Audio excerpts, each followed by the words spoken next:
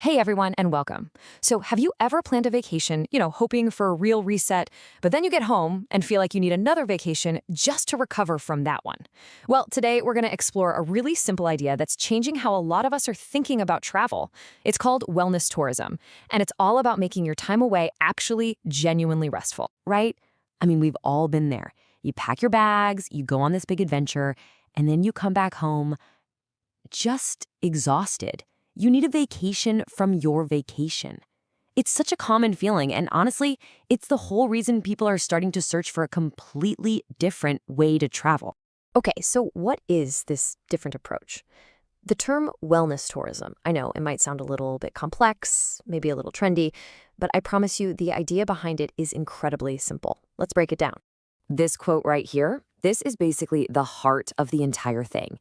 It's not about super expensive spas or some crazy new diet. Nope, the goal is just simple. It's to finish your trip feeling genuinely better, more rested, more centered than when you first left. So here's the key idea. This kind of travel is intentionally designed to support you. It's not an accident. The whole point, the ultimate goal is to feel restored, recharged, rested, and actually ready to jump back into your life.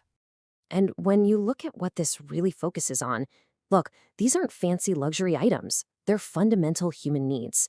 We're talking about things like getting a full night's sleep, feeling less stress, finding a little bit of quiet, maybe connecting with nature. It's really just about getting back to basics. So this brings us to a really important point.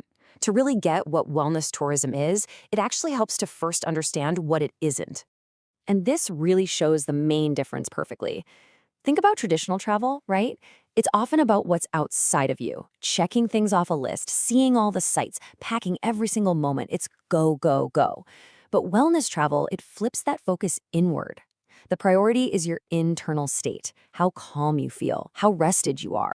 And it's also really important not to get this confused with medical tourism. That's something totally different. That's when you travel for a specific medical treatment or a procedure. Wellness tourism, it's not clinical at all. It's just about creating an environment that supports your general well-being and helps you find a little balance. Okay, so what does this actually look like when you're planning a trip? Well, the great news is it's probably way more familiar than you think. In fact, chances are you might already be a wellness traveler and not even know it. And I really want to stress this point. This is not about buying some expensive, fancy wellness package. Not at all. It's just about the small, simple choices you make along the way. That's what makes it accessible to absolutely everyone. I mean, think about it. Have you ever done any of these things? Like choosing a hotel that's a bit quieter, away from all the noise, or maybe skipping a late night out just to get a full night's sleep, or planning a day trip to a park or a beach. If you've done any of that, guess what? You've already been practicing wellness tourism. It's really just about choosing calm over chaos. So why is this whole idea getting so popular right now? Well, it really seems to boil down to a collective search for something that a lot of us feel like we're missing, and that's genuine rest.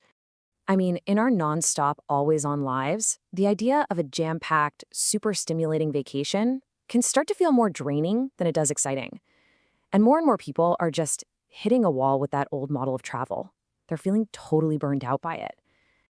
At the end of the day, people just want to come back from a trip feeling better, not worse. It's that simple. And this fundamental need for restoration, that's exactly why wellness tourism is actually one of the fastest growing parts of the entire travel industry. It's a direct response to a very real, very modern need. Okay, so to wrap this all up, if you want to bring this idea into your own travel plans, you don't need some special guide or complicated checklist. All you need is one simple question. Think of it like a filter for all your decisions. So when you're looking at a destination or a hotel or even just an activity for the afternoon, just ask yourself this one thing. Does this place help me rest, recover, and feel better? If the answer is yes, well, you're on the right track. It really is that simple. Thanks so much for joining me for this explainer.